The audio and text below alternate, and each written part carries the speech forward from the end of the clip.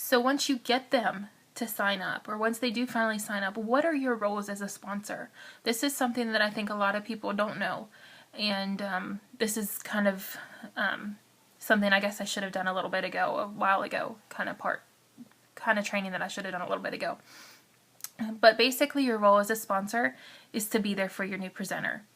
If for some reason somebody signs up under you and you, like a random sign up or something like that, and you weren't ready for it, it's not the right time, or something happens in your life and you just need to step back for a minute, that's when you need to go to your sponsor or your elite upline and say, you know what, I need a minute. Can you handle my team for while I do this? Or I wasn't prepared for a new presenter to sign up. Can you reach out to my new presenter? That's okay. I totally get that. I get that we need a minute sometimes, and by minute I don't mean a literal minute. I mean like a week, a month, or whatever.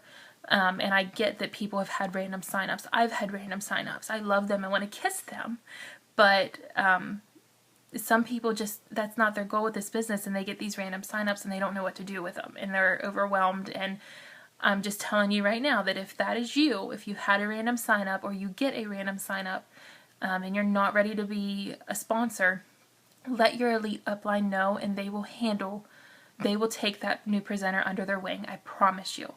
And then if you're ready to step back into the role of a sponsor, or you've changed your mind and you want to do the sponsoring thing, then talk to your upline elite and you can take over control of that team member or your team or whatever the case may be. But basically your role as a sponsor is to be there for them. For the first 2 weeks to a month, depending on how they do and how much experience they have in direct sales, and how much they want you to contact them, I say that they need to be under your wing. You need to be in contact with them, if not daily, at least every other day. I don't always count weekends because people get busy on the weekends. I don't do a lot of team communications on the weekends. But if not daily, at least every other day, be in contact with them. Just seeing what they need. Make sure that they know where all the training information is, that they know how to access our team training website and how to access Nicole's team training website, where my YouTube training channel is, and where the file section is, and what's all in that and everything. They need to know that kind of stuff. And once that month is up, or the 2-week period, or however long you do it, is if they've had success in that month, they're more likely to keep growing their business. If they don't have success in that first month, they're probably going to dwindle away a little bit. And that can be for 2 reasons. It can be they still don't completely understand it and just need a little bit more, or they did well while you had them under their wing, but then when they were left on their own, they got distracted into all these other things. That is something that does happen, and this is going to sound harsh, but that's how I can tell who's serious about their business. This is a business where I'm not your boss. I'm here to be a mentor and a leader to you, and that's the same way if your upline elite is Ashley or Bridget or Cindy. That's something that we are here to be a mentor to you and a sponsor to you and a leader to you.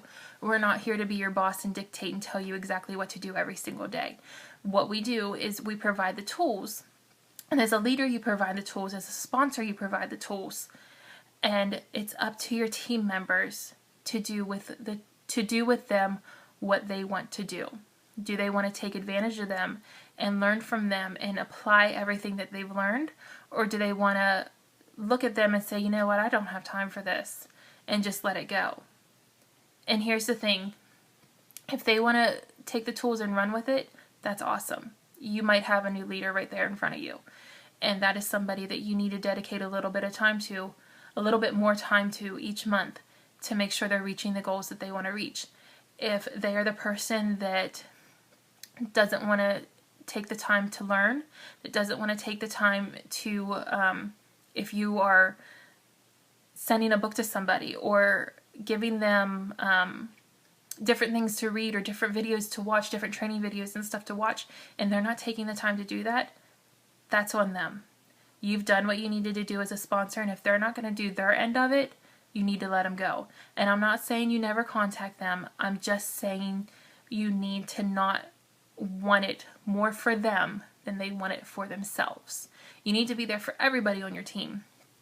And even the hobbyist. I love my hobbyists because a lot of times your hobbyist can be so super consistent because they might only need an extra $100, $200 a month, but you know that because they need that, they're going to be working their business for that. So I love my hobbyists, and I wouldn't have my business if it wasn't for them, just as much as I wouldn't have it if it wasn't for my leaders. So you need to be there for everybody, but you need to dedicate your time. They say you dedicate 80% of your time to the top 20% of your team. So the top 20% are going to be your leaders and your future leaders. The other 20% of your time, that's when you reach out to everybody else and you're there for everybody else. I mean, you're there for everybody all the time, but that's when you take the time, send them messages. You can even still offer them other training and stuff, because you never know when a hobbyist might want to flip that switch and say, you know what, I'm going to give this everything I have and rise to the top, and they could be your next leader. You never know. So you need to be there for everybody, but you need to be careful that you're not wanting it more for them than they want it for themselves. And I think once you can finally get yourself to realize that, that's when you find peace in your business, and it just makes everything so much easier, and it makes everything make so much more sense. And if you're concerned because your team isn't producing, your team isn't doing what you're doing, and they're not sponsoring like you want them to, you need to look at two things. Are you sponsoring? Are you setting the example? Your team is going to follow what you're doing. If you are sponsoring and you're selling and you're booking and you're doing all this stuff, your team's going to do it too. If you're not, you can't expect your team to do it. So the second thing you need to look at is, if they are not motivated, even if you are doing all of those things and they're still not motivated, that's okay. You keep building. Keep looking for your next rock stars. Keep looking for new team members. And keep reaching out to people. That's why I say 5 to 10 people a day. You can do 3. 3's for hobbyists. 3's for hobbyists. Let's do 5 to 10. You can do 5 to 10. You can find 5 to 10 people a day. If you're out there doing parties and events and things like that, or networking on Facebook, if you don't want to do your business do home parties or anything like that, networking on Facebook, find your new leads that way. Ask for referrals. Referrals are amazing. Referrals can be amazing blessings in your business and in your life. So you just never know, like I said, where your next team member is going to be. But like I said, if you're not duplicating yourself, if you're not sponsoring new people each month, you can't expect your team to do it too. And like I said, if you are sponsoring and bringing new people into the business each month and your team still isn't, it's time to keep building. Don't worry about the people that don't want it like you do. Not everybody has the same goals, and that's okay. Just keep building and keep reaching out to new people, and eventually you're going to get there and your team's going to be awesome. So I hope this wasn't too long, and I hope you guys learned something. So thanks for watching, guys. I'll talk to you later.